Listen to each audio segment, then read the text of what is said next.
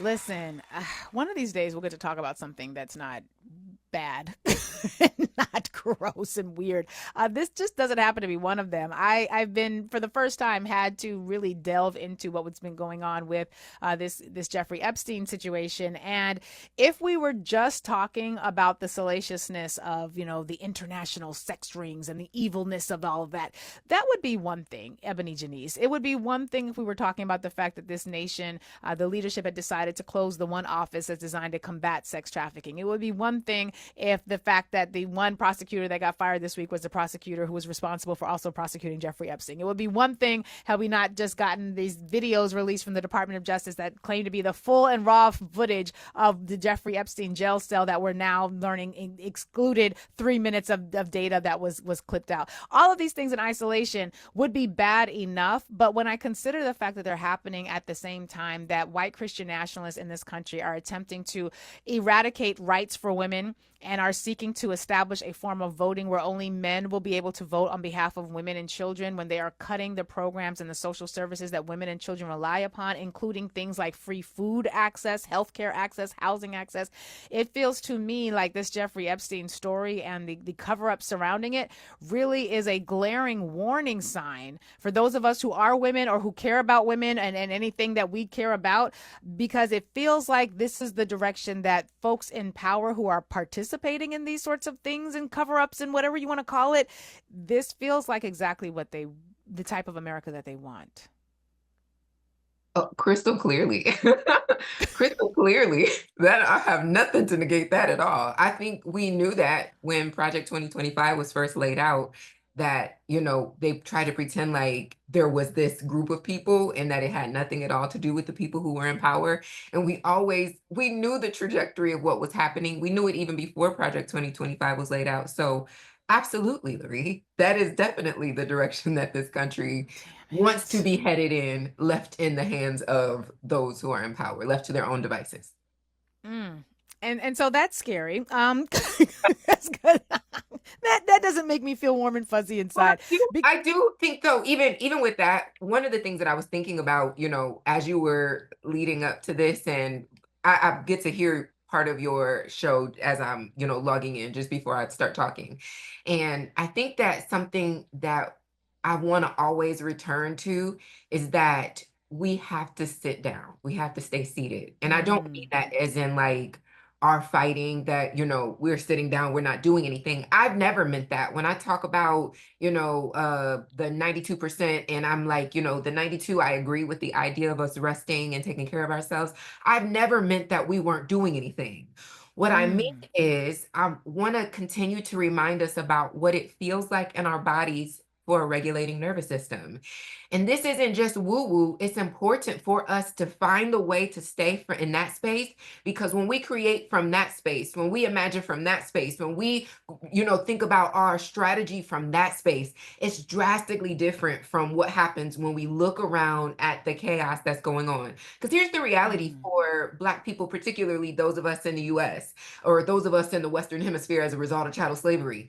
We have seen this type of chaos ongoing from the beginning of time. There that's is right. no point in our history in this part of the globe, there is no point in history on the globe where whiteness, white supremacy, and its delusions was not spiraling, trying to find ways to eliminate all human beings other than themselves. But the reality is that they don't seem to get is that we always survive and thrive. And now we Mm, have this chance in this moment really to do the deeper work of not having our activism and our justice work be so aggressive that we get out of our bodies and literally kill ourselves. According to studies, the way that we stress ourselves out, we are actively participating in killing ourselves. I'm done with this sermon. I'm just thinking about this picture of Rosa Parks doing yoga. And I always wonder, wow. I have to use my spiritual imagination to wonder who would Rosa Parks have been if she got to lean even more into the great care of herself.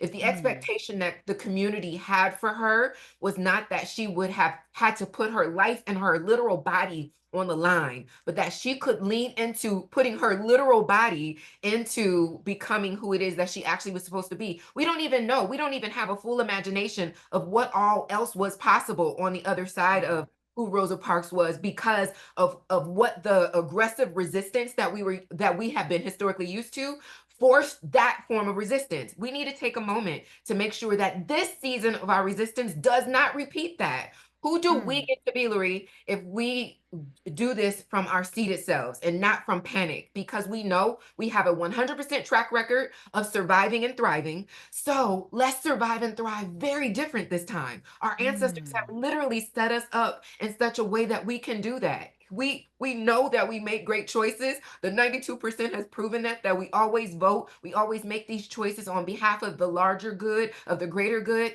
So let's do that from our seated selves and not from panic.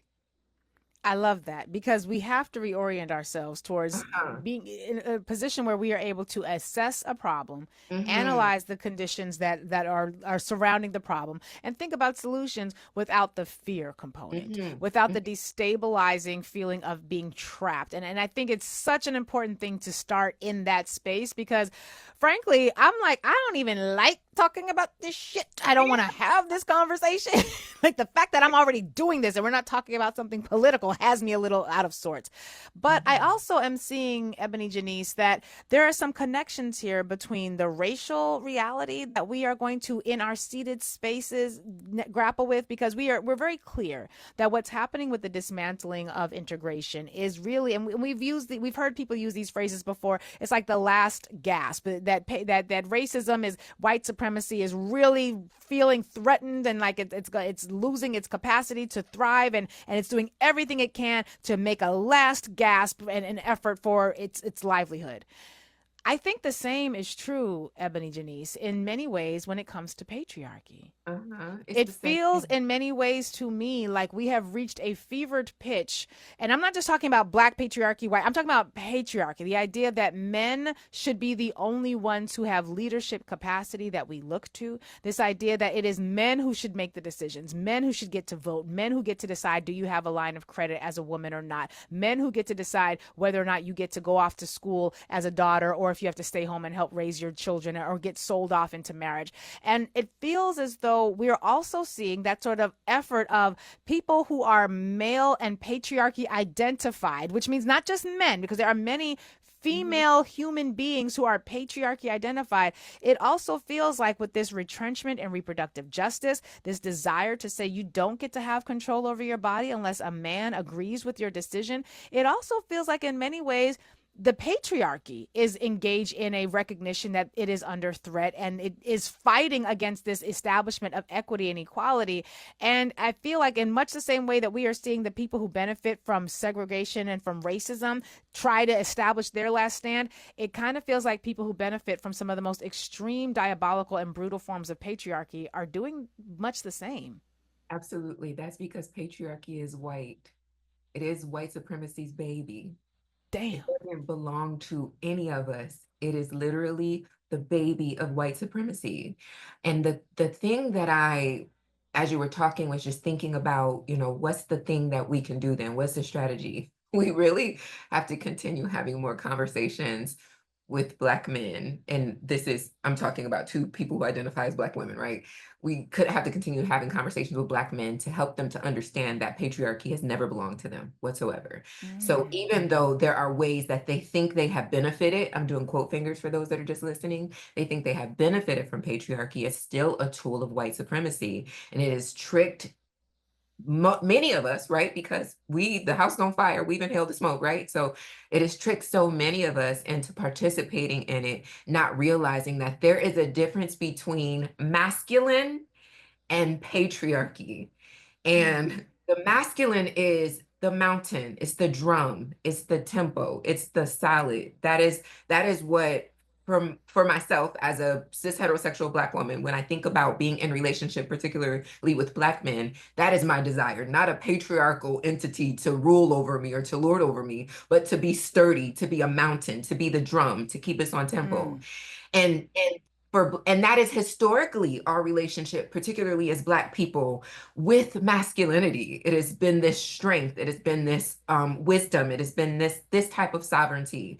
But when we got duped into, because of imperialism, because of colonization, we got duped into these forms of, hating ourselves, that in Patriarchy was a major tool that participated in it because it did force Black men who thought they would benefit from patriarchy in some form to separate themselves and to other themselves from us. We can, Mm, look to the suffrage movement, right? When Black men were getting the right to vote, they should have, what I wish my brothers, if I could go into a time capsule, capsule and say, hey, this is a bad idea. What I wish they would have said is, this doesn't make any sense. There was not mm, a separate slavery work for women and men. We were literally doing the same work. And so it doesn't make sense. But what happened is the sell of patriarchy to them, or this idea that they would have some power as a result of their gender, the power became a beautiful thing. And now here we are. I'm mm, not blaming it all on that. I am blaming it on white supremacy. I'm blaming it on the violence of white supremacy. So I don't want this to be misconstrued as me saying, Black men, you are the reason we're here. I'm not. I'm saying that the continual investment in that type of power does not benefit even you, but it certainly isn't benefiting us overall. And so if we could do the work of continuing to have these conversations about divesting, learning the difference between being masculine and mm, patriarchal structure or ideology, there is a definite need to be able to separate that so that we can, in the divine feminine, and again, from a decolonized way of thinking of that, I'm not thinking about gender, I'm thinking about a sacred womb, what our creativity gives us the space to do in this time, which is what we're doing right now. We are operating right now, the two of us are operating in the divine feminine, having this sacred, disciplined, necessary conversation which will produce something. That is what the divine feminine does. It creates, it makes space for flow.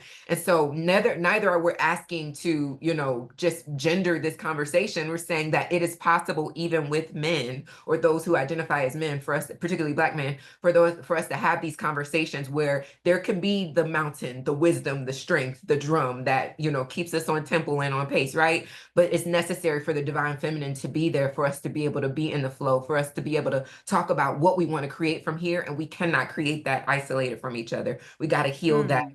broken story about who's in charge first in order for us to move forward.